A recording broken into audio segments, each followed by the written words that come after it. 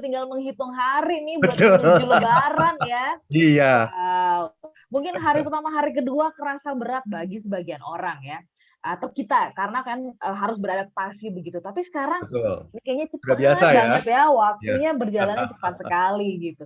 Dan ini segera kita akan jelang yang namanya bulan Mei. Jadi April selesai hari ini, ya besok kita akan sama-sama ada 2 hari penting bahkan di dalam 2 hari ke depan ya, Smart Listener. Ya. Besok kita adalah May Day, Hari Buruh Pede, Hari ya. Buruh. Terus kemudian juga di hari Minggu pas Hari Pendidikan Ya. ya, jatuhnya di hari Minggu pula gitu ya. Mungkin ini perlu menjadi perenungan kita bersama-sama ya, Smart Listener, karena kalau sudah mendekati Hari Pendidikan Nasional ya berpikirnya kan ini adalah berkaitan dengan sekolah ya. Jadi kami mengajak Anda pagi hari ini tuh kita sama-sama rethinking school. Sebenarnya sekolah itu masih penting nggak sih? Coba Anda jawab versi Anda ya. Ya. Bebas, sebebas-bebasnya kita kasih kesempatan untuk kita punya ruang bersama-sama kasih pendapat. Sebenarnya sekolah tuh masih penting nggak sih gitu. Terus kemudian tujuan sekolah tuh apa? Apa bedanya pendidikan dan sekolah ya? Ya. Karena hari-hari ini kita melihat kok kalau kita melihat teman-teman kita yang punya anak-anak begitu, atau barangkali Anda menyaksikan putra-putri Anda bersekolah, kok kayaknya jadi beban banget ya. Setiap pagi kalau berurusan dengan sekolah itu kayak perang ya antara orang tua sama anak ya. Dari mulai bangunin, ngingetin mereka bikin PR dan sebagainya. Sementara di masa-masa saya dulu masih sekolah itu sekolah itu menggembirakan banget gitu. Saya ingat sekali ya kalau saat sakit gitu pada saat sekolah, saya nggak mau dipaksa untuk istirahat, saya maunya tetap sekolah. Jadi saya ingat betul dulu orang tua saya selalu mengantarkan saya ke sekolah. Kalau saya dalam kondisi sakit, maka ayah saya akan datang ke guru dan mengatakan saya dalam kondisi sakit, jangan dipaksa untuk belajar gitu. Tapi saya nggak mau dianggap lemah gitu ya. Saya pokoknya tetap harus sekolah dan belajar. Tapi Karena kalau menikmati ya, Mbak Ola ya. karena menikmati gitu. Semua prosesnya itu saya nikmatin banget. Jadi saya masih ngerasain Pak Arfan di sekolah itu ya manjat-manjat pohon, ya, main-main tanah, ya, Ya, ya, ya, galasin ya. dan sebagainya. Seru sekali. Tapi Kenangan yang kalau indah itu ya, Mbak Ola ya. kenangan yang indah dari masa-masa sekolah. Tapi kalau sekarang Anda lihat nggak sih, kayaknya sekolah itu jadi beban karena panjangnya waktu, kemudian kurikulumnya ya, dan juga tugas-tugas yang diberikan. Jadi kalau sudah hari Sabtu dan Minggu, thanks God it's weekend, sama kayak orang tuanya gitu. Apalagi sekarang Ya, sekolah sekolah online ya, Mbak Ola ya. Itu lebih lebih capek dan lebih stres lagi tuh buat anak-anak. harus diakuin lebih capek dan stres karena kalau kita sekolah offline kan masih ada kesempatan tuh kita ketawa-ketawa dengan Betul. teman-teman ya. Iya, walaupun kalau sekarang saya juga ditunjukin oleh orang tua, teman-teman orang tua gitu, ngasih tunjuk anaknya yang ketiduran di depan laptop ya pada saat Zoom sekolah. Oke, ini yang kita mau bahas. Tapi Pak Arfan, sebelum kita bahas tentang rethinking school ini, Pak Arfan mungkin bisa kasih highlight dulu dari lagu yang kita dengar tadi. Lagunya Ya. bagus banget ya, gembira, ceria begitu. Silakan. Ya, dan lagu ini sudah ditonton di YouTube itu 2,5 juta orang yang sudah nonton lagu ini ya. Oke. Jadi lagu ini bagus sekali ya dari Taylor Swift. Ini judulnya 15. Jadi ini cerita waktu dia berumur 15 tahun ya. Dan ini dia masuk high school ya. Ya, Dan high schoolnya di sana 4 tahun gitu, Mbak Ola ya. ya, Jadi ya. dia bilang ini hari pertama dia nih ya. Jadi you take a deep breath ya. Kamu harus tarik napas panjang dulu gitu ya. And you walk through the doors dan kamu berjalan melalui pintu. It's the morning of your very first day. Ini adalah hari pertama di sekolahmu ya. And you say hi to your friends and you ain't seen in a while. Try and stay out of everybody's way. Jadi dia mulai menyapa setiap orang, mulai berkenalan dengan setiap orang gitu ya. It's your freshman year and you're gonna be here for the next 4 years in this town. Ini adalah tahun high school kamu dan kamu akan berada di sini selama 4 tahun di kota ini. Hoping one of those senior boys will wink at you and say, you know, I haven't seen you around before. Ya, berharap ada cowok-cowok yang senior itu gitu ya, mengedipkan matanya kepada kamu dan dan berkata, kok saya nggak pernah lihat kamu ya di sini ya, gitu. Mhm. Jadi udah mulai Oke, naksir-naksiran nih ya, udah mulai oke, naksir-naksiran, udah mulai apa namanya suka-sukaan, kemudian juga mengalami banyak masalah di sekolah gitu. Ini iya, ini sisi lain dari sekolah gitu ya, karena adanya oke, pergaulan dan sebagainya ini. Tapi dengan adanya pandemi ini, sisi itu kayaknya agak berkurang tuh dari anak-anak kita betul, sekarang ya, karena betul, fokusnya ke belajar terus dan nggak ada interaksi dengan teman gitu, hanya iya, interaksi dengan komputer gitu ya. iya, iya. Pasti lebih challenging lagi Mbak Ola ya. Ya, lebih challenging dan ya saya menyaksikan juga ya ada sahabat-sahabat saya yang putra-putrinya itu mengeluhkan bosen katanya ya sekolah dengan Ya, pola seperti sekarang. online seperti sekarang ya gitu. Bosan, tidak Ya, menarik gitu ya. Bahkan kemudian yang akhirnya sekolah ya orang tuanya gitu. betul, betul ya. Baik, kita nanti bahas lebih lanjut. Sebenarnya masih penting nggak sih rethinking tentang school? Rethinking school ini mengajak kita untuk meresapi sebenarnya fungsi sekolah itu apa, tujuan diadakannya sekolah ini apa. Silahkan ya, smart listener, kami mengajak Anda bisa berbagi pendapat ya. Menurut Anda, sekolah itu masih diperlukan nggak sih di hari-hari ini atau saat inilah gitu? Kalau menurut Anda masih perlu, kenapa? Dan kalau Anda punya pandangan yang lain, kayaknya nggak perlu lagi deh, gitu ya. Karena anak-anak udah bisa menimba ilmu dari mungkin sekolah YouTube gitu ya, atau Ya. sekolah Google gitu Google ya, ya. atau Institut Wikipedia. Nah, silakan Anda bisa kasih pendapat. Kami jeda sesaat ya, tetap bersama dengan kami. Listener dan juga sahabat yang bergabung di kesempatan pagi hari ini, Rethinking School ya, Rethinking School dalam program Smart Happiness menjadi topik yang sedang kita bahas. Saya akan berikan ada 2 buah buku koleksi dari Smart FM ya. Ini bukunya pas banget untuk Anda berikan kepada putra-putri Anda ya. Dan terutama ini untuk usia 5 sampai dengan 12 tahun. Bukunya menarik, berkaitan dengan mental ya, yang bisa dibaca, dikonsumsi oleh anak-anak, dan seri pahlawan nasional yang bisa Anda berikan bagi putra-putri Anda. Keren banget bukunya.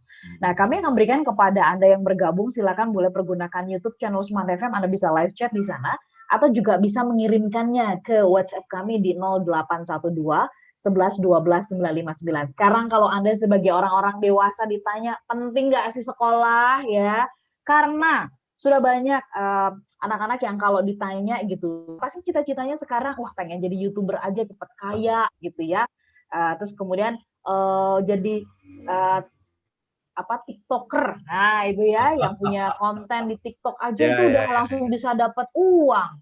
Karena mungkin banyak banget anak-anak mendengar kenapa sekolah supaya pinter bisa dapat uang banyak. Nah, akhirnya banyak yang bilang tuh YouTube aja deh jadi YouTuber deh gitu. Apa pendapat Anda ya? Boleh dikirim sekali lagi ke 0812 11 12 959. Pak, kita mulai ngobrolnya gitu ya. Kalau boleh Bapak mengingatkan dulu gitu ya, barangkali dalam catatan persiapan Bapak juga menemukan gitu. Sebenarnya dulu awal-awal kenapa ada sekolah formal gitu ya di Indonesia khususnya begitu tuh sebenarnya waktu itu perjalanannya gimana sih dan seperti apa prosesnya gitu ya orang-orang antusiasnya atau respon terhadap sekolah formal ini. Mungkin Bapak punya catatannya bisa dibagikan. Silakan. Ya, terima kasih Mbak Ola ya. Kalau di Indonesia kan dimulai dari Ki Hajar Dewantoro ya. Jadi Ya. juga Muhammadiyah juga itu banyak sekali membuat sekolah-sekolah dulu ya. Jadi tujuan sekolah itu sesungguhnya adalah untuk membuat kita itu mengembangkan potensi diri kita sepenuhnya gitu. Jadi kalau ada orang yang mengatakan sekolah itu supaya bisa cari uang gitu ya, bisa bekerja, bisa kaya, itu sesungguhnya sudah mengerdilkan peran sekolah itu sendiri gitu. Karena bahkan orang bisa kaya tanpa harus sekolah, iya kan? Tanpa harus sekolah tinggi-tinggi bisa kaya gitu, bisa jadi milioner gitu kan. Jadi itu sudah salah kaprah gitu kalau kemudian kita mengatakan bahwa sekolah itu adalah supaya kamu bisa cepat cari kerja, kamu bisa ngumpulin uang jadi orang kaya gitu. Itu sesungguhnya sudah salah kaprah gitu ya. Nah, kalau kita melihat dari pakar pendidikan gitu ya. Ini saya mengutip dari 2 orang pakar pendidikan dari Stanford University di Amerika. Yang pertama adalah Neil Noddings, yang kedua adalah Mortimer Adler ya. Dia mengatakan begini, the ultimate end of education is happiness. Jadi tujuan akhir dari pendidikan itu adalah apa? Happiness. Kebahagiaan gitu. Dan apa definisi kebahagiaan? Kebahagiaan adalah ketika kita bisa berkembang menjadi manusia seutuhnya. Oke. Gitu ya. Jadi yang namanya manusia itu kan diberikan oleh Tuhan itu potensi ya.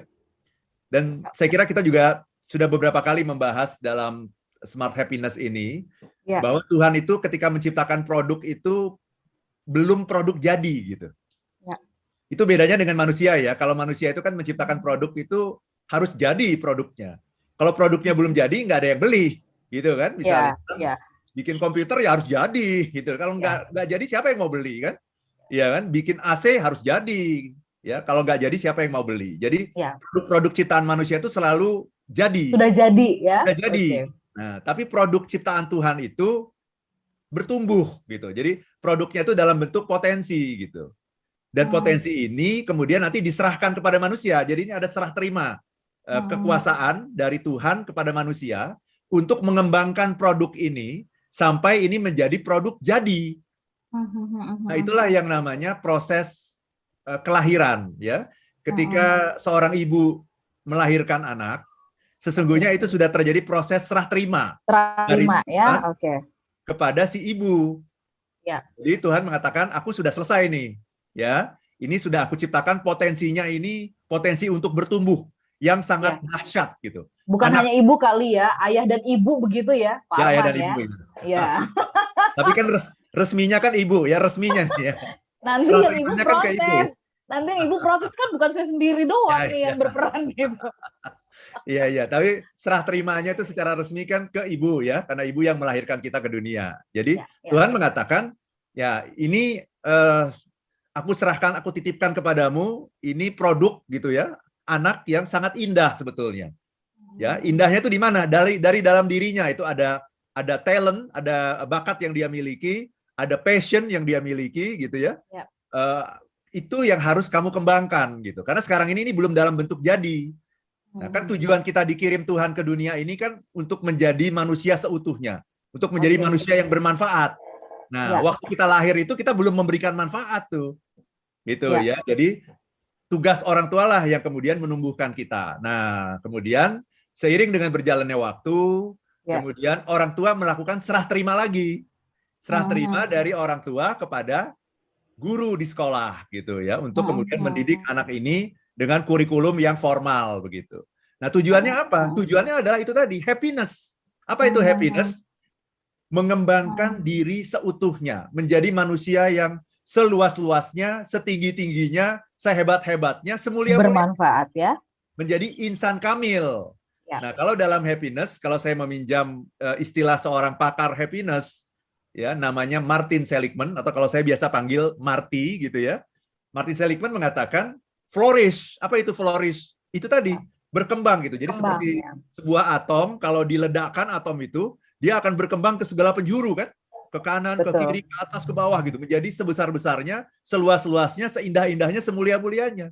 Nah, itulah yang namanya happiness. Kalau kita bisa mengembangkan potensi yang diberikan Tuhan itu menjadi sebuah anugerah dan rahmat bagi orang lain gitu, Mbak Ola. Baik. Sampai di situ tuh Pak Arfan. Ini yang kita mau tajamkan dan gali gitu ya. Barangkali Anda masih ingat nggak sih Smart Listener? Ini kita juga pancing Anda, bukan pancing, maksudnya kita ajak Anda juga untuk berbincang ya. Kalau Anda ketika menanamkan kepada putra-putri Anda, kenapa sih sekolah? Saya banyak sekali loh mendengar ya orang tua ketika ditanya sama anak itu, kenapa sih ya Bu, Pak, Mas, saya masih sekolah gitu kan. Jawabannya supaya simple dan gak ribet gitu, biasanya orang tua akan menjawab, ya biar pinter kamu gitu. Biar kayak ayah tuh, kalau ayah insinyur ya biar kamu kayak ayah gitu. Atau kalau orang punya dokter, ya kamu biar kayak orang tua jadi dokter gitu ya. Biar pinter, terus kemudian juga biar sukses gitu. Nah ini kalau menurut Pak Arfan gimana nih dengan jawaban-jawaban biar pinter, biar sukses, biar nanti besar bisa kaya, biar kamu nanti kalau udah besar nggak kayak ayah dan ibu bodoh dan miskin gitu ya, biar lebih sukses dan sebagainya. Nah, menurut Bapak jawaban-jawaban ini bentuk inikah yang akhirnya membuat ya itu tadi sempitnya tujuan yang dipahami oleh kebanyakan kita bahwa tujuan bersekolah itu ya seukur itu saja begitu. Apa tanggapan Pak Arfan? Ya, kalau pinter sih masih lumayan ya. Ya. Walaupun sebetulnya itu tidak terlalu tepat juga gitu ya. Yang paling tepat kan adalah mengembangkan potensi yang diberikan Tuhan. Padahal potensi kita itu beda-beda, Mbak Ola. Iya kan? Jadi Albert Einstein itu pernah mengatakan begini, ya kalau kita mengajarkan berenang gitu, itu maka yang paling pinter itu adalah ikan gitu. Ya kalau dalam pelajaran berenang. Dan seekor monyet mungkin akan merasa dirinya adalah anak yang paling bodoh gitu. Karena memang potensi monyet bukan untuk berenang gitu. Sebaliknya, kalau kita mengajarkan anak-anak itu belajar memanjat gitu, maka yang paling pinter adalah monyet gitu. Dan ikan akan merasa dirinya yang paling bodoh. Ya, jadi kalau Anda mengatakan sekolah untuk pinter, pinternya itu juga harus dilihat bahwa semua anak itu pinter sebetulnya.